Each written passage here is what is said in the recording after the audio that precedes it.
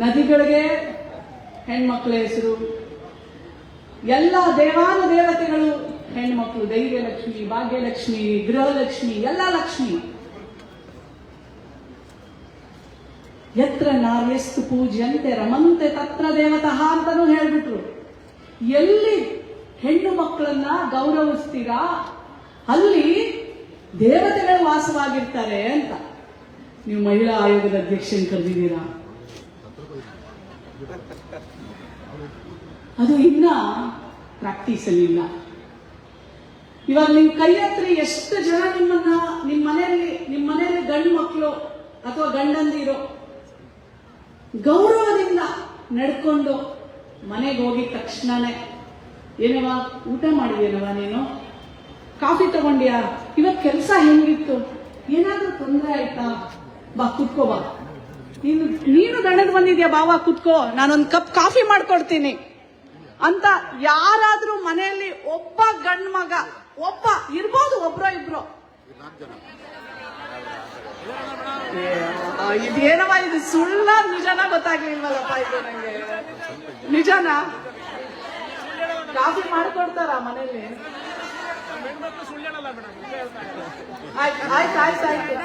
ಆಯ್ತು, ನನ್ ತುಂಬಾ ಖುಷಿ ಆದ.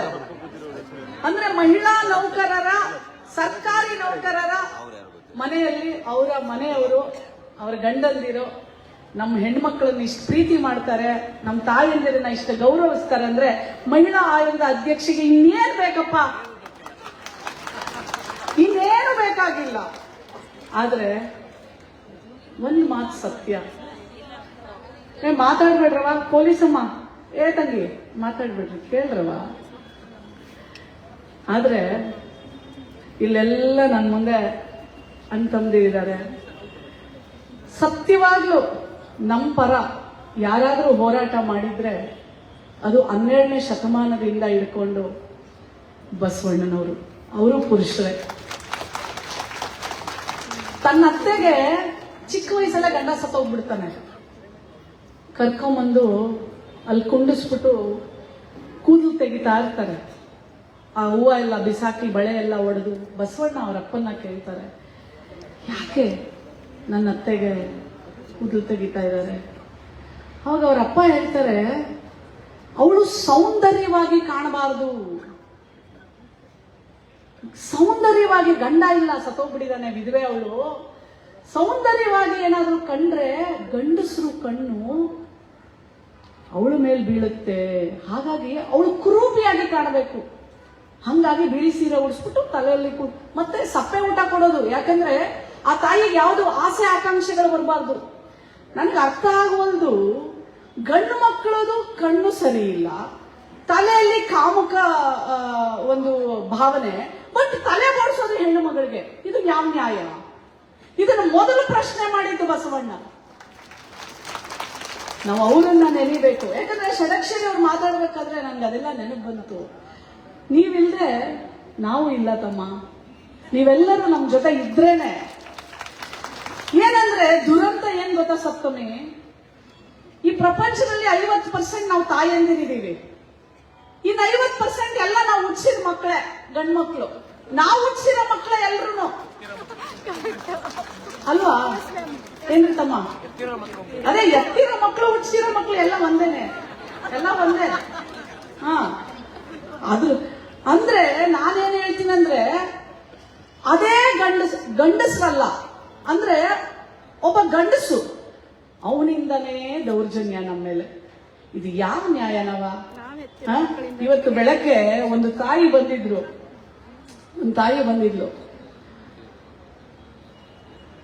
ಅವಳು 11 ವರ್ಷ ಇದ್ದಾಗ ಮಗಳಿಗೆ ಮನೆಯಲ್ಲಿ ಮಾವ ಇರ್ತಾನೆ, ತಾಯಿಯ ಅಣ್ಣ ಆ ಮಗುವನ್ನ ಬಲಾತ್ಕಾರ ಮಾಡ್ತಾನೆ. ನಂತರದಲ್ಲಿ ಚೆಕಪ್ ಹೋದಾಗ ಗೊತ್ತಾಗುತ್ತೆ ಅವನಿಗೆ HIV ಇರುತ್ತೆ, ಏಡ್ಸ್ ಇರುತ್ತೆ. ಆ ಮಗಳು, ಆ ತಾಯಿ ನನ್ನ ಕಚೇರಿಗೆ ಬಂದು ಅವನಿಗೆ ಶಿಕ್ಷೆ ಕೊಡ್ಸೋಣ. ಆ ಮಗು ನನ್ನಲ್ಲಿ ಮಾತಾಡದೆ ಮೌನದಲ್ಲಿ ಕಣ್ಣಲ್ಲಿ ನೀರಾಗ್ತಾ ನನ್ನನ್ನು ಪ್ರಶ್ನೆ ಮಾಡ್ತಿತ್ತು, ನೀನ್ ಎಲ್ರಿಗೂ ಶಕ್ತಿ ತುಂಬ್ತಿಯಲ್ಲವಾ, ನನ್ ಬದುಕು ಏನ್ ಮಾಡ್ತೀಯ ನೀನು ಅಂತ. ಆ ಮಗು ಏಳ್ಸ್ ಬಂದಿದೆ.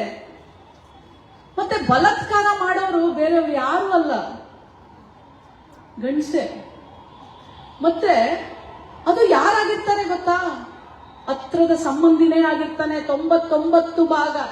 ನೀವೆಲ್ಲ ಯಾಕೆ ಈ ಮಾತು ಮಹಿಳಾ ಆಯೋಗದ ಅಧ್ಯಕ್ಷ ಈ ಕಾರ್ಯಕ್ರಮದಲ್ಲಿ ಹೇಳಕ್ ಇಷ್ಟಪಡ್ತೀನಿ ಅಂದ್ರೆ, ನೀವೆಲ್ಲ ಮಕ್ಕಳನ್ನ ಇನ್ನೊಬ್ಬರ ಮೇಲೆ ಬಿಟ್ಟು, ಇನ್ನೊಬ್ಬರ ಜವಾಬ್ದಾರಿ, ಇದು ನಮ್ಮ ಮಾವ, ಇದು ನಮ್ಮ ಚಿಕ್ಕಪ್ಪ, ಇದು ನಮ್ಮ ಸಂಬಂಧಿಕರು, ನಮ್ಮ ನೆಂಟರು, ನಮ್ಮ ಇಷ್ಟರು, ನಮ್ಮ ಬಂಧು ಬಳಗ, ನಮ್ಮ ಪಕ್ಕದ ಮನೆಯವರು ಅಂತ ಬಿಟ್ಟು ಬರ್ತೀವಿ. ಆದ್ರೆ ನೋಡ್ರವ, ನಾನು ನಿಮ್ಮಂಗೆ ತಾಯಿ ಬಹಳ ಜಾಗೃತಿಯರಾಗಿದೆ. ಅತ್ಯಾಚಾರ, ಲೈಂಗಿಕ ಕಿರುಕುಳ ನಿಮ್ಮ ಮನೆಯಲ್ಲಿ ಯಾವ್ದಾದ್ರೂ ಹೆಣ್ಣು ಮಕ್ಕಳಿಗೆ ಆಗ್ಬೇಕು ಅಂತಂದ್ರೆ ಇವ್ರೆಲ್ಲರಿಂದಾನೇ ಆಗೋದು. ಯಾರೋ ಒಬ್ಬ ಗೊತ್ತಿಲ್ದಿರೋನು ಬಂದು ಮಾಡೋದು ಮಾಡ್ತಾನೆ, ಆದ್ರೆ ಬಹಳ ಕಡಿಮೆ. ಹಾಗಾಗಿ ನನ್ನೆಲ್ಲಾ ತಾಯಂದಿರಿಗೂ ನಿಮ್ಮ ಮನೆಯ ಮಕ್ಕಳನ್ನ ಸುರಕ್ಷಿತವಾಗಿ ಕಾಪಾಡೋದು ನಿಮ್ಮೆಲ್ಲರ ಜವಾಬ್ದಾರಿ. ಅದಕ್ಕೆ ಸಂಪೂರ್ಣವಾಗಿ ಅವರ ಮನೆಯವರು, ಗಂಡಸರು, ಅವರ ಒಂದು ಸಹಕಾರ ಇದಕ್ಕೆ ಬಹಳ ಮುಖ್ಯ. ಎಲ್ಲದಕ್ಕೂ ಮಾತಿನ ಮುಂಚೆ ಅವ್ರ ತಾಯಿ 24 ಗಂಟೆ ಮನೆಯಲ್ಲೇ ಇರಲ್ಲ, ನೀವೇನ್ ಮಾಡ್ತೀಯಪ್ಪ? ಸೊ ಹೆಂಡತಿನ ಬ್ಲೇಮ್ ಮಾಡೋದು ಬೇಡ. ಬಸವಣ್ಣನವರು ಅವ್ರ ಅಕ್ಕ ಬರ್ತಾಳೆ, ಹೇಳ್ತೀನಿ ಯಾಕೆ ಅಂತಂದ್ರೆ, ನಾವು ತುಂಬಾ ಹೋರಾಟ ಮಾಡ್ಕೊಂಡ್ ಬಂದಿದೀವವ. ಈ ಇತಿಹಾಸದಲ್ಲಿ ಯಾರಾದ್ರೂ ದೊಡ್ಡ ಗುಲಾಮಗಿರಿ ಅಂತ ನೀವು ಮಾಡಿದ್ರೆ ಅದು ಹೆಣ್ಣು ಮಗಳನ್ನ, ಷಡಾಕ್ಷರಿ ತಮ್ಮ, ಹೆಣ್ಣು ಮಕ್ಕಳನ್ನಪ್ಪ. ದೊಡ್ಡ ಗುಲಾಮಗಿರಿ ಅಂತಂದ್ರೆ ಅವಳು ಮದುವೆ ಮಾಡ್ಕೊಂಡ್ ಬರದೆ, ಅಮ್ಮ ಹೇಳ್ತಾಳೆ, ಅದ್ರಲ್ಲೂ ಹೆಣ್ಣು ಮಗಳ ಪಾತ್ರ ನೋಡು, ನನ್ನ ಕೈ ಕಾಲೆಲ್ಲ ಬಿದೋಗ್ತಾ ಇದಾವೆ, ಯಾವಾಗ್ಲೂ ಮದುವೆ ಮಾಡ್ಕೊಂಡ್ ಬರೋದ್ ನೀನು? ಯಾಕೆ ಅವನಿಗೆ ಅಡಿಗೆ ಮಾಡ್ಕೊಡಕ್ ಆಗುದಿಲ್ವಾ? ಹೆಂಡತಿನೇ ಬರ್ಬೇಕಾ? ಅಂದ್ರೆ ಫಸ್ಟ್ ನಮ್ಮ ಮನಸ್ಥಿತಿ ತಪ್ಪು. ಅಂದ್ರೆ ನೀವು ಹೆಂಡತಿನ ಮನೆಗೆ ಮಾಡ್ಕೊಂಡ್ ಬರೋದೇ ಅಡಿಗೆ ಮಾಡಕ್ಕೆ, ಮಕ್ಕಳು ನುಟ್ಟಿಸಕ್ಕೆ, ನಮ್ ಸೇವೆ ಮಾಡಕ್ಕೆ ಅಂತ ಮೊದಲೇ ರಬ್ಬರ್ ಸ್ಟ್ಯಾಂಪ್ ಹಾಕ್ಬಿಟ್ಟಿರ್ತೀರಾ. ಇದು ತಪ್ಪು. ಇದು ಬದಲಾವಣೆ ಆಗಬೇಕು. ಅವಳು ನಮ್ಮ ಹಾಗೆ, ನೀವು ಸಹಕಾರ ಮಾಡಿ, ನಾವು ಸಹಕಾರ ಮಾಡ್ತೀವಿ. ಸುಪ್ರೀಂ ಕೋರ್ಟ್ ಆಲ್ರೆಡಿ ಮೊನ್ನೆ ವರದಿ ಮಾಡಿದೆ, ಮನೆ ಕೆಲಸಕ್ಕೆ ಅಂತ ಹೆಣ್ಣು ಮಕ್ಕಳನ್ನ ಮದುವೆ ಆಗಂಗಿಲ್ಲ, ಮನೆ ಕೆಲಸನೇ ಅವ್ರ ಜವಾಬ್ದಾರಿ ಅಂತ ಹೇಳಂಗಿಲ್ಲ. ನೀವು ಸಹ ಅಷ್ಟೇ ಭಾಗವಹಿಸಬೇಕು. ಜವಾಬ್ದಾರಿ ಅಲ್ಲ, ಭಾಗವಹಿಸಬೇಕು. ಈಗ ಕಾನೂನಾಗಿದೆ. ಎರಡನೇವರು ನೆನೆಸ್ಕೋಬೇಕಾಗಿರೋದು ಡಾಕ್ಟರ್ BR ಅಂಬೇಡ್ಕರ್. ಎಲ್ಲರೂ ಏನ್ ಹೇಳಿದ್ರು ಗೊತ್ತಾ ನಮ್ಗೆ? ಹೊಡಿತಾನೇನವ ಅವನ್, ಯಾರನ್ನೂ ಇಟ್ಕೊಂಡವನ ಹೊಡಿತಾನ, ಬುದ್ಧಿ ಕಲ್ಸು, ಅಡ್ಜಸ್ಟ್ ಮಾಡ್ಕೊಂಡೋಗು. ದಿನ ಕುಡ್ದು ಹೊಡಿತಾನ, ಇವತ್ತು ಹೊಡಿತಾನೆ, ಆಮೇಲೆ ಕೈ ಕಾಲೆಲ್ಲ ಗಟ್ಟಿಗೈತೆ ಹೊಡಿತಾನೆ, ಆಮೇಲೆ ಅವನ್ ಅವಾಗೇನು ಮಾಡಲ್ಲ. ನೀ ಅಡ್ಜಸ್ಟ್ ಮಾಡ್ಕೊಂಡೋಗವ. ನೀ ಹತ್ಕೋತೀಯಾ, ಎಷ್ಟ್ ಕಳ್ತೀಯಾ ಹತ್ಕೊಂಡ್ಬಿಡು, ಮನ್ಸೆಲ್ಲ ಹಗುರ ಆಗ್ಬಿಡ್ಲಿ. ಇದನ್ನೇ ಹೇಳ್ಕೊಂಡು ಬಂದ್ರು. ಹೀಗೆ ನಮ್ಮ ಹೆಣ್ಮಕ್ಳು ಬಂದ್ರು, ಸಾಯೋವರೆಗೂ ಒಡಿಸ್ಕೊಂಡ್ರು. ಅವ್ನಿಗೆ ಎಷ್ಟೇ ಅನೈತಿಕ ಸಂಬಂಧ ಇದ್ರು ಸುಮ್ಮನೆ ಇದ್ರು, ಇಟ್ಕೊಂಡವಳು ಮನೆಗೆ ಬಂದ್ರು, ಕಟ್ಕೊಂಡವಳು ಒಂದ್ ಕಡೆ ಮೂಲೆಯಲ್ಲಿದ್ಲು. ಇದಕ್ಕೆಲ್ಲ ಕಡಿವಾಣ ಹಾಕಿದ್ದೆ ಡಾಕ್ಟರ್ BR ಅಂಬೇಡ್ಕರ್. ಅವರನ್ನ ನೆನಪು ಮಾಡಲಾರ್ದೆ ಯಾವುದು ಮಹಿಳಾ ದಿನಾಚರಣೆ ಅರ್ಥಪೂರ್ಣ ಇಲ್ವೇ ಇಲ್ಲ. ಅಂಬೇಡ್ಕರ್ ಹೇಳ್ತಾರೆ, ನೋಡಪ್ಪ, ನೀನ್ ಇನ್ನೊಂದು ಮದುವೆ ಆಗಬೇಕು ಅಂದ್ರೆ ಕಾನೂನು ಪ್ರಕಾರ ವಿಚ್ಛೇದನ ಕೊಡಬೇಕು. ನೀನು ವಿಚ್ಛೇದನ ಕೊಡೋದಲ್ಲ, ನೀನ್ ಹೆಂಡತಿ ಒಪ್ಕೋಬೇಕು. ಬರೀ ಒಪ್ಕೊಳ್ಳೋದಲ್ಲ, ಅವಳು ಬದುಕಿನವರೆಗೂ ಮೇಂಟೆನೆನ್ಸ್ ಕೊಡಬೇಕು. ಕಾನೂನುಗಳನ್ನೆಲ್ಲ ಮಾಡಿದಾಗ ಇದಕ್ಕೆಲ್ಲ ಬಿಗಿ ಬಂದೋಬಸ್ತು ಬಂತು. ಇಲ್ದಿದ್ರೆ ಅವಾಗಿನ ಕಾಲದಲ್ಲಿ ಕೇಳ್ರಿ, ಆ ಊರಿಗೋದ ಒಬ್ಬಳು ಮಾಡ್ಕೊಂಡ, ಈ ಊರಿಗೋದ ಇನ್ನೊಬ್ಬಳು ಮಾಡ್ಕೊಂಡ, ಈ ತರ ಎಲ್ಲ ಇದೆ. ನಾನು ಹೋಳಿಗೆ ಊಟಕ್ಕೆ ಒಬ್ಬೊಬ್ರು ನೋಡಿ ನಮ್ಮ ತಮ್ಮ ಇನ್ನೊಂದು ಹೇಳ್ತಾ ಇದ್ದಾನೆ. ಹಿಂಗೆ ಅಲ್ಲ, ಅವ್ರು ಕೊಡಲ್ಲ ಅಂತಾರೆ, ನಮ್ಮ ಹತ್ರ ದುಡ್ಡಿಲ್ಲ ಅಂತಾರೆ. ಅವಾಗ ಹೇಳ್ತಾರೆ ಅಂಬೇಡ್ಕರ್, ನೀವು ಯಾರಿಗ್ರಿ ಕೊಡಲ್ಲ ಅಂತೀರಾ? ಹೆರಿಗೆ ಬತ್ತೆ ಋಣಭಾರ ರೀ. ಆ ತಾಯಿ ತನ್ನ ದೇಹವನ್ನ ಸಾವಿಗೆ ಒಡ್ತಾಳೆ, ಅದಕ್ಕೆ ಸಾವನ್ನ ಗೆದ್ದು ಬರ್ತಾಳೆ. ಇವತ್ತು ಸೆಕ್ಷನ್ ಇದೆ, ಆಪರೇಷನ್ ಮಾಡ್ತಾರೆ, ತೆಗಿತಾರೆ. ಅವಾಗಿನ ಕಾಲಕ್ಕೆ ಅದಲ್ಲ. ತಾಯಿ ನಾರ್ಮಲ್ ಡೆಲಿವರಿಗೆ ಹೋಗ್ತಾಳೆ ಅಂದ್ರೆ ಏನ್ರಿ ಆ ನೋವು, ಆ ಬಾದಿ. ನೋಡಿದ ಗಂಡ್ಮಕ್ಳು ಎಷ್ಟು ಜನ ನೋಡಿದೀರಾ? ನಿಮ್ ಹೆಂಡ್ತಿದಿರು ಆ ತಾಯಿ ಡೆಲಿವರಿ ಆಗ್ಬೇಕಾದ್ರೆ ನೋಡಿರೋರು ಎಷ್ಟು ಜನ ಇದೀರ? ಕೈ ಹತ್ರ ಗಂಡ್ಮಕ್ಳು. ಅಥವಾ ಕೇಳಿರೋದು ಆ ಸೌಂಡ್ನ? ಷಡಾಕ್ಷರಿ ಅವರೇ ಅಲ್ಲ, ಗೊತ್ತಾ? ಅದು ಸಾವನ್ನ ಗೆದ್ದು ಬರೋದಲ್ವಾ? ಅದು ಸುಮ್ಮನೆ ಎಷ್ಟು ಅವಾಗ ನೋಡಿ. ಈಗ ಮೆಟರ್ನಿಟಿ ಡೆತ್ ಕಡಿಮೆ ಆಗಿದೆ. ತಾಯಿಯಂದಿರ ಸಾವು ಕಡಿಮೆ ಆಗಿದೆ, ಅವತ್ತಿಗೆ ಸಾವು ಜಾಸ್ತಿ. ಯಾಕಂದ್ರೆ ಆ ನೋವಲ್ಲೇ ಸತ್ತೋಗ್ಬಿಡ್ತಾಳೆ, ಅಷ್ಟು ದೊಡ್ಡ ನೋವ್ರಿ ಅಂತ. ಅವಾಗ ಅಂಬೇಡ್ಕರ್ ಹೇಳ್ತಾರೆ, ಸಾವನ್ನ ಗೆದ್ದು ಬರ್ತಾಳೆ. ನಮ್ದು ಋಣಭಾರ, ಆ ಋಣಭಾರವನ್ನ ಅವಳಿಗೆ ಹೆರಿಗೆ ಭತ್ಯೆ ಕೊಟ್ಟು ಬಾರವ, ಮತ್ತೆ ನಿನಗೆ ಕೆಲಸ ಕೊಡ್ತೀನಿ ಬಾರವ ಅಂತ ಹೇಳ್ಬಿಟ್ಟು ನೀವು ಕೊಡಬೇಕು ಅಂತ ಹೇಳ್ತಾರೆ ಅಂಬೇಡ್ಕರ್. ಅಲ್ಲಿಂದ ಪ್ರಾರಂಭ ಆಗಿದ್ದು ಇವತ್ತು ಹೆರಿಗೆ ಭತ್ಯೆ, ಇವತ್ತು ಇಲ್ಲಿವರೆಗೂ ಬಂದಿದೆ. ಅವ್ರನ್ನ ನೆನೆಸ್ತಾ ಇದ್ರೆ ಈ ಕಾರ್ಯಕ್ರಮ ಸಂಪೂರ್ಣ ಆಗತ್ತೇನ್ರವ? ಇಲ್ಲ ಅಲ್ವಾ? ಎಂಥದ್ರಲ್ಲಿ ನಾವು ಇದ್ವಿ ಅಂತಂದ್ರೆ, ತಳ ಸಮುದಾಯ, ತಳ ಜಾತಿ ಹೆಣ್ಣು ಮಕ್ಕಳು ಎದೆ ಮೇಲೆ ಬಟ್ಟೆ ಹಾಕೊಳ್ಳಂಗಿರ್ಲಿಲ್ಲ, ಎದೆ ಮೇಲೆ ಬಟ್ಟೆ ಹಾಕೊಳ್ಳಂಗಿರ್ಲಿಲ್ಲ ನಾವು. ಒಬ್ಳು ನಗೇಲಿ ಅಂತ ಒಬ್ಳು ಹೆಣ್ಣು ಮಗಳು, ನಾನು ನಿಮ್ ರಾಜನ್ಗೆ ತೆರಿಗೆ ಕಟ್ಟಲ್ಲ ಅಂದ್ರೆ, ನಿಮ್ ಎದೆ ಮೇಲೆ ಒಂದು ಸೆರಗ ಹಾಕೋಬೇಕು ಅಂದ್ರೂ ತೆರಿಗೆ ಕಟ್ಟಬೇಕಾಗಿತ್ತು ನಾವು. ನಾನು ನಿಮ್ ರಾಜನ್ಗೆ ತೆರಿಗೆ ಕಟ್ಟೋದಿಲ್ಲ, ನಾನು ಸೆರಗ್ ಹಾಕೋತೀನಿ, ಏನ್ ಮಾಡ್ಕೋತೀಯ ಅಂತ ಪ್ರತಿಭಟನೆ ಮಾಡ್ತಾಳೆ. ಕೇಳೋದಿಲ್ಲ ಅವರು, ಬಹಳ ಚಿತ್ರಹಿಂಸೆ ಕೊಡ್ತಾರೆ. ಅವಾಗ ತನ್ನ ಎದೆ ಭಾಗವನ್ನ ಕತ್ತರಿಸ್ಬಿಟ್ಟು ಬಾಳೆ ಎಲೆ ಒಳಗಡೆ ಇಟ್ಟುಬಿಟ್ಟು, ಹೋಗು ನಿನ್ ರಾಜನಿಗೆ ಕೊಡೋದು ನೀನು ಇದನ್ನ ಅಂತ ಹೇಳಿ ಕೊಟ್ಟು ಕಳಿಸಿ, ಅಲ್ಲೇ ರಕ್ತಸ್ರಾವದಿಂದ ಪ್ರತಿಭಟನೆ ಮಾಡಿ ಸಾಯ್ತಾಳೆ. ಆ ಹೆಣ್ಣು ಮಗಳನ್ನ ನಾವು ನೆನಿಬೇಕು ಇವತ್ತು. ನಾವು ತುಂಬಾ ಕಷ್ಟಪಟ್ಟಿದೀವವ ಇವತ್ತು ವೇದಿಕೆಗೆ ಬರಕ್ಕೆ. ಇವತ್ತು ವೇದಿಕೆ ತನ ಬರೋದಿಕ್ಕೆ ಬಹಳ ಕಷ್ಟಪಟ್ಟಿದೀವಿ. ಹೆಣ್ಣು ತುಂಬಾ ಹೋರಾಟದಿಂದ ಬಂದಿದ್ದಾಳವ. ನಮ್ಮನ್ನ ಗಂಡ ಸತ್ತೋಗ್ಬಿಟ್ರೆ ಕೈ ಕಾಲು ಕಟ್ಟಾಕ್ಬಿಟ್ಟು ಗಂಡನ್ನ ಸುಡ್ತಾ ಇರ್ತಾರಲ್ಲ ಚಿತೆ, ಆ ಚಿತೆ ಒಳಗೆ ಎತ್ತು ಹಾಕ್ಬಿಡೋರು ನಮ್ಮನ್ನ, ನೀನು ಅವನ ಜೊತೆನೆ ಹೋಗ್ಬೇಕು ಅಂತ ಹೇಳಿ. ಅಲ್ಲಿಂದ ಬಂದಿದೀವವ ಹೋರಾಟ ಮಾಡ್ಕೊಂಡು. ಕೂದಲು ತೆಗಿತು. ಇವತ್ತಿಗೂ ನಮ್ಮ ತಾಯಿ ನನಗೆ ನೆನಪಿದೆ, ನಮ್ಮ ತಂದೆ ಸತ್ತಾಗ ಆ ಗುಣಿ ಮೇಲೆ ಬಳೆ ಒಡಿಸಿ ಆ ಕುಂಕುಮ ಹಾರಿಸ್ಬೇಕಾದ್ರೆ ನಾನು ಹೇಳ್ತೀನಿ, ಅಮ್ಮ ಅದೆಲ್ಲ ಬೇಡ ಅಂತ, ಮಾಡಬಾರ್ದು ಅಂತ. ಈಗಲೂ ಎಲ್ಲರ ಮನೇಲೂ ಆ ಪದ್ಧತಿ ಇದೆ. ವಿಧವೆಗಂತೂ ಇನ್ನೊಂದು ಮದುವೆ ಮಾಡಿದ್ರೆ ಮುಗ್ದೇ ಹೋಯ್ತು. ಗಂಡು ಮಕ್ಕಳಲ್ಲ, ಹೆಣ್ಣು ಮಕ್ಕಳೇ ಸಾಯಿಸ್ಬಿಡ್ತಾರೆ. ಇನ್ನೊಂದು ಮಾಡ್ಕೊಂಡ್ಬಂದ್ಬಿಟ್ರು, ಗಂಡ ಇಲ್ವಲ್ಲ ಇನ್ನೊಬ್ಳು ಇಟ್ಕೊಂಡ್ಬಿಟ್ಟ. ಫಸ್ಟ್ ನಾವು ಬದಲಾಗಬೇಕವ. ನಮ್ಮಲ್ಲಿ 2 ತರ ತೋಳ ಇರುತ್ತೆ. ಎಷ್ಟು ತರ? 2 ತೋಳ. ಒಂದು ತೋಳ ಇನ್ನೊಬ್ಬರನ್ನ ಕಂಡ್ರೆ ಅಸೂಯೆ, ಹೊಟ್ಟೆ ಉರಿ, ಕೋಪ, ಅಹಂಕಾರ. ಇನ್ನೊಂದು ತೋಳಕ್ಕೆ ಪ್ರೀತಿ, ಸಹನೆ, ಕರುಣೆ, ಸಹಾನುಭೂತಿ, ಸಹಕಾರ, ಮಮತೆ, ಮಮಕಾರ ಎಲ್ಲವೂ ಇರುತ್ತೆ. ನಾವು ಯಾರಿಗೆ ದಿನ ಜಾಸ್ತಿ ಊಟ ಹಾಕ್ತೀವಿ ನೋಡಿ, ಆ ವ್ಯಕ್ತಿತ್ವಕ್ಕೆ ನಾವು ರೂಪುಗೊಳ್ತೀವಿ. ನಾನು ನಮ್ಮ ತಾಯಿಯಂದಿರು, ನಮ್ಮ ಹೆಣ್ಣು ಮಕ್ಕಳಿಗೆಲ್ಲ ಹೇಳ್ತೀನಿ ಕೇಳಿ, ನಾವು ಇನ್ನೊಬ್ಬರನ್ನ ಕಂಡು ಅಸೂಯೆ ಪಡೋದು, ಹೊಟ್ಟೆ ಉರಿ ಪಡ್ಕೊಂಡ್ರೆ ನಮ್ಗೆ ಯಾವುದು ಒಳ್ಳೇದಾಗೋದಿಲ್ಲವ. ಅದೇ ನಾವು ಇನ್ನೊಬ್ಬರನ್ನ ಕಂಡ್ರೆ ಒಳ್ಳೇದಾಗಲಿ ಅಂತ ನೀವು ಹಾರೈಸಿ, ಅದು ನೋಡ್ಪಟ್ಟು ನಿಮಗೆ ಒಳ್ಳೇದಾಗತ್ತೆ. ಇದು ನಾನು ನನ್ನ ಬದುಕಲ್ಲಿ ಕಂಡದ್ದು, ಅಳವಡಿಸ್ಕೊಂಡಿದ್ದು. ಯಾರು ಕಂಡ್ರು ನಮ್ಗೆ ಹೊಟ್ಟೆ ಉರಿ ಬೇಡವ. ಇದು ಒಂದು ನಾವು ಬದಲಾವಣೆ ಆಗಬೇಕವ. ಒಂದು ವಿಧವೆ ಅಂದ್ರೆ ಅವಳಿಗೆ ಮರು ವಿವಾಹ ಮಾಡೋಣ. ಯಾಕಂದ್ರೆ ಗಂಡಸ್ಗೆ ಇನ್ನೊಂದು ವಿವಾಹ ಮಾಡೋ ಅವಶ್ಯಕತೆ ಇಲ್ಲ. ಅವನು ದುಡಿತಾನೆ, ಅವನು ಎಲ್ಲಿ ಬೇಕಾದ್ರೂ ಹೋಗ್ತಾನೆ. ಆದ್ರೆ ಹೆಣ್ಣು ಮಗಳು ಅಬಲೆ ಆಗಿರ್ತಾಳೆ. ಇವತ್ತು ಎಷ್ಟು ಜನ ಅಂತ ಮಕ್ಕಳನ್ನ ನಾನು ನೋಡ್ತೀನಿ ಗೊತ್ತಾ? ಮದುವೆ PUC ಆಗಿರುತ್ತೆ, ತಂದೆಗೇನು ಹೆಣ್ಣು ಮಗಳನ್ನ ಮದುವೆ ಮಾಡ್ಬಿಡ್ಬೇಕು, ಮಾಡ್ಕೊಟ್ಟು ಬಿಡ್ತಾರೆ. ಅವನು ಸತ್ತೋಗ್ ನೋಡಿ. ನಾನು ಬೆಳಗಾವಿಯಿಂದ ಬರ್ಬೇಕಾದ್ರೆ ಒಂದು ತಾಯಿ ಬರ್ತಾಳೆ, ಮೇಡಮ್ ನನ್ನ ಗಂಡ ನನ್ನ ಮದುವೆ ಆಗಿ 2 ವರ್ಷಕ್ಕೆ ಸತ್ತೋದ ಮೇಡಮ್. ನಾನು 7ನೇ ಕ್ಲಾಸು, ನನಗೇನೂ ಬರಲ್ಲ, ನನಗೆ ಬರ್ತಾ ಇದ್ದಿದ್ದು ಬಂದೆ ಅಡಿಗೆ ಮಾಡಕ್ಕೆ. ನಾನೇನ್ ಮಾಡಿದೆ, ಹೊಟ್ಟೆ ತುಂಬಿಸ್ಕೋಬೇಕಲ್ಲ. ಆತ ಅಪ್ಪನ ಮನೆಗೆ ಹೋದ್ರೆ ಅಣ್ಣ ಅತ್ತಿಗೆ ಸೇರ್ಸೋದಿಲ್ಲ, ಬಡತನ ಎಲ್ಲ ಹೋಗ್ಬೇಕಾಕಿ ಮನೆಯಲ್ಲಿ ಮಾವ ಅತ್ತದಿ ತಳ್ಳು ಬಿಡ್ತಾರೆ. ಅವಳಿಗೆ ಬರ್ತಾ ಇದ್ದೀನಿ ರೊಟ್ಟಿ ಬಡಿಯೋದು ಒಂದೇ, ರೊಟ್ಟಿ ಬಡಿಯೋದು, ಚಟ್ನಿ ಪುಡಿ ಮಾಡೋದು, ಅಕ್ಸಿ ಹಿಂಡಿ ಮಾಡೋದು, ಅದೇ ಮಾಡ್ಕೊಂಡು ಮನೆಗೆ ಬ್ಯಾಗ್ಗಳು ತಗೊಂಡೋಗಿ ಮಾರಾಟ ಮಾಡ್ತಿದ್ವಂತೆ. ಆ ಮನೆಯವರೇ ಸಾಲ ಕೊಟ್ರಂತೆ ಅವಳಿಗೆ ಇನ್ನೂ ದೊಡ್ಡದು ಮಾಡುವಂತ.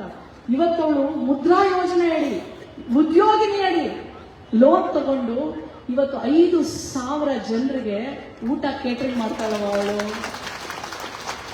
ನಾನು ಏನ್ ಹೇಳ್ತೀನಿ ಅಂತಂದ್ರೆ, ನಮ್ಗೇನೋ ಆಗ್ಬಿಡ್ತು ಅಂದ್ರೆ ನಾವು ಹೆಣ್ಮಕ್ಳು ಏನ್ ಗೊತ್ತಾ, ಡಿಪ್ರೆಷನ್ಗೆ ಹೋಗ್ಬಿಡ್ತೀವಿ. ಅಳೋದು ಅಳೋದು ಅಳೋದು, ಅಳ್ರಿ. ಬಟ್ ಅದೇ ಬದುಕಲ್ಲ. ಯಾವತ್ತೂ ತಿಳ್ಕೊಳ್ಳಿ, ಕಷ್ಟಗಳು ಬರೋದು ನಮ್ಮನ್ನ ಕುಗ್ಸಕ್ಕಲ್ಲ, ನಮ್ಮನ್ನ ಬೆಳೆಸಕ್ಕೆ. ನೀವು ಅದನ್ನ ನೆನ್ಪಿಟ್ಕೊಂಡ್ರೆ ಸಾಕು. ಮುಂದಿಟ್ಟ ನಾನು ಷಡಕ್ಷರಿಯನ್ನ ನಾನೊಂದು ಮಾತು ಹೇಳ್ತೀನಿ. ನಾನು ಕಲಬುರಗಿ ಸೊಸೆ. ನಾನು ಮದುವೆ ಆದವರು ರಮೇಶ್ ಕುಮಾರ್ ಅಂತ. ನಾವಿಬ್ರು ಡಾಕ್ಟರ್ ಓದ್ಬೇಕಾದ್ರೆ ನಾವು ಒಬ್ಬರನ್ನ ಪ್ರೀತಿ ಮಾಡಿ ಆಮೇಲೆ ಮದುವೆ ಮಾಡ್ಕೊಂಡ್ವಿ. ಸೊ ನಾನು ಬೆಂಗಳೂರು ಮಗಳಾದ್ರು ಗುಲ್ಬರ್ಗಾದವ್ರು ಮದುವೆ ಆದೆ. ನಾನು ಅಲ್ಲಿ ನಾನು ಒಂದು ಕಾಲೇಜಲ್ಲಿ ಕೆಲಸ ಮಾಡ್ತಾ ಇದ್ದೆ. ಒಂದ್ಸಲ ನನಗೇನೋ ಅವಮಾನ ಮಾಡ್ಬಿಡ್ತಾರೆ. ನಾನು ಬೆಸ್ಟ್ ಟೀಚರ್ ಅವಾರ್ಡ್ ಅಂತ ಪ್ರತಿ ವರ್ಷ ತಗೊಂಡಿರ್ತೀನಿ ಅಂತ ನಮ್ಗೆ ಒಂಥರ ಸ್ವಾಭಿಮಾನ. ಅದಾದ್ಮೇಲೆ ನಾನು ರೆಸಿಗ್ನೇಷನ್ ಕೊಟ್ಬಿಟ್ಟು ಹೊರಟು ಬಂದ್ಬಿಡ್ತೀನಿ. ಅಲ್ಲಿ ನಮ್ಮ ಕ್ಲಿನಿಕ್ ಇದೆ, ನಮ್ಮ ಮನೆ ಇದೆ, ನಮ್ಮ ಅತ್ತೆ ಮಾವ ಬಂಧು ಬಳಗ ಸ್ನೇಹಿತರು ಎಲ್ಲರೂ. ಕೆಲಸವನ್ನ ಬಿಟ್ಟಾಗ ದುಃಖ, ಎಲ್ಲಿ ಹೋಗ್ಬೇಕು? ಬಟ್ ಹೆಜ್ಜೆ ಬೆಂಗಳೂರು ಕಡೆ ಬಂತು. ನಾನೇನಾದ್ರೂ ಅಲ್ಲಿಂದ ಬಂದಿರಲಿಲ್ಲ ಅಂದ್ರೆ ಅಲ್ಲೊಂದು ಸಂಸ್ಥೆಯಲ್ಲೇ ದುಡ್ಕೊಂಡಿರ್ತಿದ್ದೆ. ಆ ಮುಂದಿಟ್ಟ ಹೆಜ್ಜೆ ಈ ತರ ಒಂದು ಇತಿಹಾಸ ಸ್ಥಾಪನೆ ಮಾಡುತ್ತೆ ಅಂತ ನಾನು ಕನಸಲ್ಲೂ ಕಂಡಿರಲಿಲ್ಲ. ಅವಮಾನ, ಹಣ ಇಲ್ಲ, ಆದ್ರೂ ಛಲ ಇತ್ತು, ಕಷ್ಟಪಟ್ವಿ, ಶ್ರದ್ಧೆಯಿಂದ ಆಯೋಗದ ಅಧ್ಯಕ್ಷತನ ತಗೊಂಡ್ಬಂದ್ಬಿಟ್ಟು ಇವತ್ತು ನಾನು ಗುಲ್ಬರ್ಗದಲ್ಲೇ ಇದ್ದಿದ್ರೆ ಇಲ್ಲಿ ತನಕ ಬರಕ್ಕಾಗ್ತಿರ್ಲಿಲ್ಲ. ನಾನು ಯಾಕೆ ಮಾತು ಹೇಳ್ತೀನಿ ಅಂತಂದ್ರೆ, ಒಂದ್ ಸಮಯ ಬರುತ್ತೆ ಇನ್ನೇನು ಇಲ್ಲ ಮುಗಿದೋಯ್ತು ಅಂತ. ಆ ಸಮಯದಲ್ಲಿ ನಿಮ್ಮ ಮಾನಸಿಕ ಶಕ್ತಿ ಇದೆಯಲ್ಲ, ನಿಮ್ಮ ಒಳಗಡೆ ಇರೋ ಶಕ್ತಿ, ಅದೇ ಬಹಳ ಮುಖ್ಯ. ಅದು ನಿಮ್ಮಲ್ಲಿ ಗಟ್ಟಿಯಾಗಿರ್ಲಿ ಅಂತ ನಾನು ಹೇಳಕ್ ಇಷ್ಟಪಡ್ತೀನವ. ಕಡೆಯದಾಗಿ ಮಹಿಳಾ ಆಯೋಗದ ಅಧ್ಯಕ್ಷನ ಕರೆಸಿದ್ದೀರಾ. ಮಹಿಳಾ ಸಹಾಯವಾಣಿ ಎಷ್ಟು ಯಾರಿಗೆ ಗೊತ್ತು ಅವ್ರ ಕೈ ಎತ್ತಿ. ಎಲ್ಲರೂ ಹೇಳಕ್ ಹೋಗ್ಬೇಡಿ. ಯಾರಿಗೆ ಗೊತ್ತು ಮಹಿಳಾ ಸಹಾಯವಾಣಿ ಅವ್ರು ಮಾತ್ರ ಕೈ ಎತ್ತಿ. ನಾವು ಒಬ್ಬರನ್ನ ಕೇಳ್ತೇನೆ. ಅಂದ್ರೆ ನೋಡಿ, ನಾನು ಮಾತು ಹೇಳ್ತೀನಿ, ಮಹಿಳಾ ನೌಕರ ನೀವೆಲ್ಲರೂ ಇದ್ದೀರಾ, ತಾಯಿದ್ದೀರಾ. ಅಂಬೇಡ್ಕರ್ ಒಂದು ಮಾತು ಹೇಳ್ತಾ ಇದ್ರು, ಅರಿವು ಶಕ್ತಿ, ಅಜ್ಞಾನ ಸಾವು ಅಂತ. ನೀವು ಕೆಲಸ ಮಾಡ್ತಿದೀವಿ, ಹೊಟ್ಟೆ ತುಂಬ ಊಟ ಐತೆ, ನಾನು ಆರಾಮಾಗಿದ್ದೀನಿ ಅನ್ಕೊಂಡ್ರೆ ಅದು ತಪ್ಪವ. ನೀವು ಸಾಮಾಜಿಕ ಜ್ಞಾನ ಪಡ್ಕೊಳ್ಳಿಲ್ಲ ಅಂದ್ರೆ, ನಿಮ್ಮ ಹಕ್ಕು, ನಿಮ್ಮ ಕಾನೂನುಗಳನ್ನ ನೀವು ತಿಳ್ಕೊಳ್ಳಿಲ್ಲ ಅಂತಂದ್ರೆ ನಿಮ್ಮಷ್ಟು ವೀಕ್ ಯಾರೂ ಇಲ್ಲವ. ಅರಿವು ಅಂದ್ರೆ ನೀವು ತಿಳ್ಕೋಬೇಕವ. ಮಹಿಳಾ ಸಹಾಯವಾಣಿ ಬಂದು 181. ನೀವು ಯಾವುದೇ ಕಷ್ಟದಲ್ಲಿ ನೋಡಿ, ಯಾರೋ ಹೇಳ್ತಿದ್ರು, ಯಾರೋ ಒಂದು ಮೊಬೈಲ್ ಹಿಡಿತಾನೆ ಬಂದ್ಬಿಟ್ಟು ರೆಕಾರ್ಡ್ ಮಾಡ್ತಾನೆ ಅಂತ, ಇಮಿಡಿಯೇಟ್ಲಿ ನೀವು ಯಾರಿಗೆ ಫೋನ್ ಮಾಡ್ಬೇಕು ಗೊತ್ತೇನ್ರವ? 181 ಕಳಿಸ್ತಾರೆ. ಪೊಲೀಸ್ ಅವ್ರ ಮಾವನ್ನ ಕೊಡ್ತಾರೆ ನಿಮಗೆ ಫ್ರೀ ಆಗಿ ಲಾಯರ್. ಪ್ರತಿಯೊಂದು ಸಹಾಯ ಮಾಡೋದೇ ಮಹಿಳಾ ಸಹಾಯವಾಣಿನವ.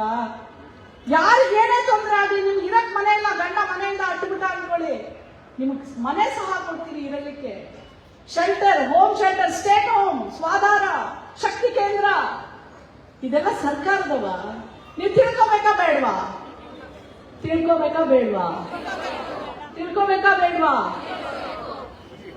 ನಿಮ್ಗೆ ಏನಾದ್ರೂ ತುರ್ತು ಯಾರೋ ಒಬ್ರು ನಿಮಗೆ ಹೊಡಿತಾ ಇದಾರೆ, ಮನೇಲಿ ಏನೋ ಒಬ್ಬ ಕಾಟ ಕೊಡ್ತೀನಿ, ನಿಮ್ ಹಿಂದೆ ಫಾಲೋ ಮಾಡ್ತಾ ಇದ್ದಾನೆ, ಇಮ್ಮಿಡಿಯೇಟ್ಲಿ ನಿಮಗೆ ಸಹಾಯ ಬೇಕು. ಯಾವ ನಂಬರ್ ಮಾಡ್ತೀರಾ?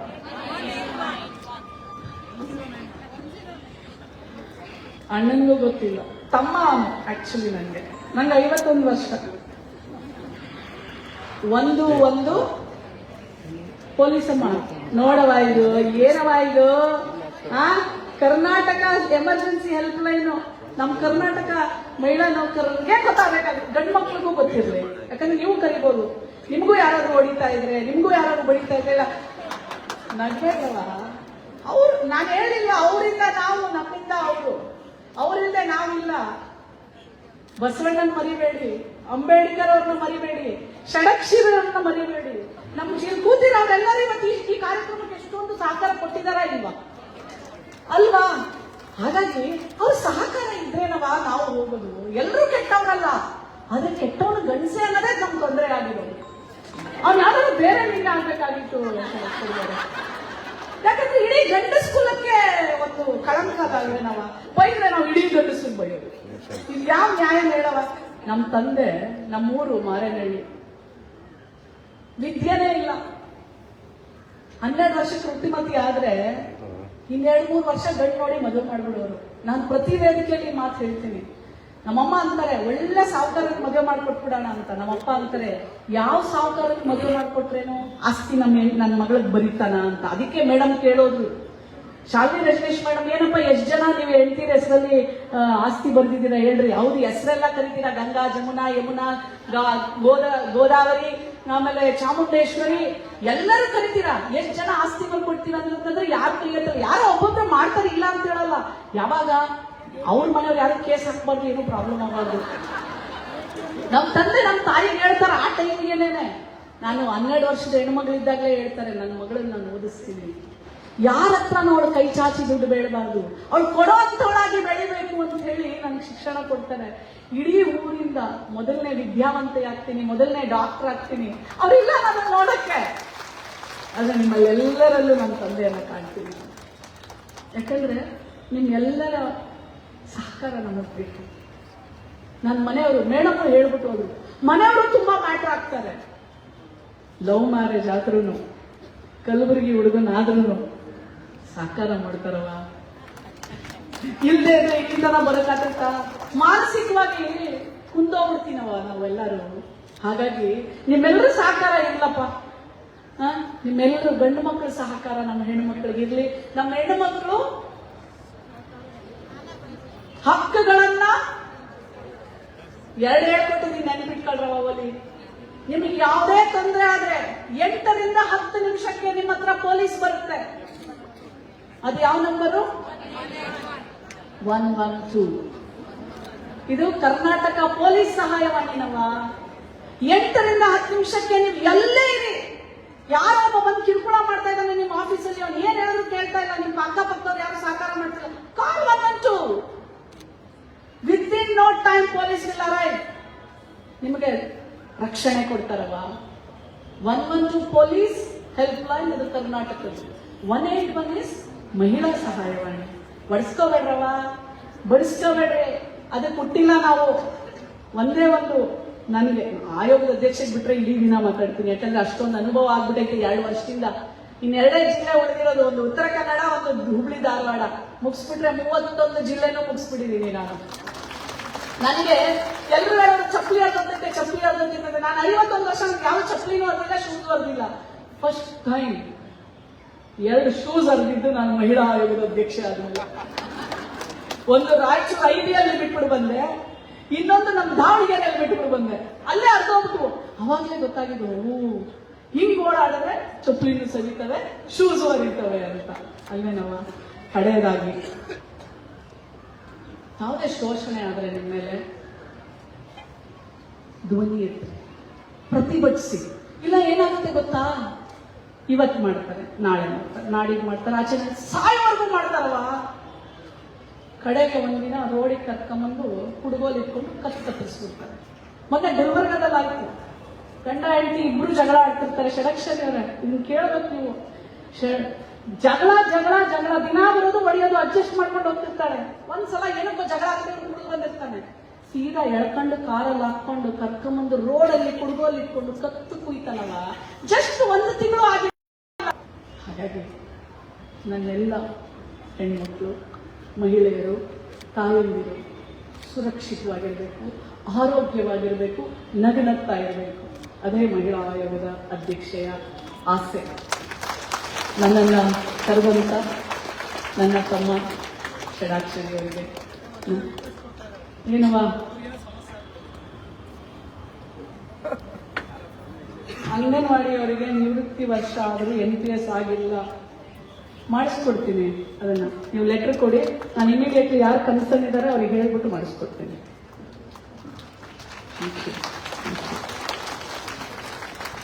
ಕಷ್ಟಗಳು ಬರುವುದು ನಮ್ಮನ್ನ ಕುಗ್ಗಿಸ್ಲಿಕ್ಕೆ ಅಲ್ಲ, ನಮ್ಮನ್ನ ಬೆಳೆಸ್ಲಿಕ್ಕೆ ಅಂತ ನಾಗಲಕ್ಷ್ಮಿ ಮೇಡಮ್ ಹೇಳಿದ್ರು. ಹಾಗೆ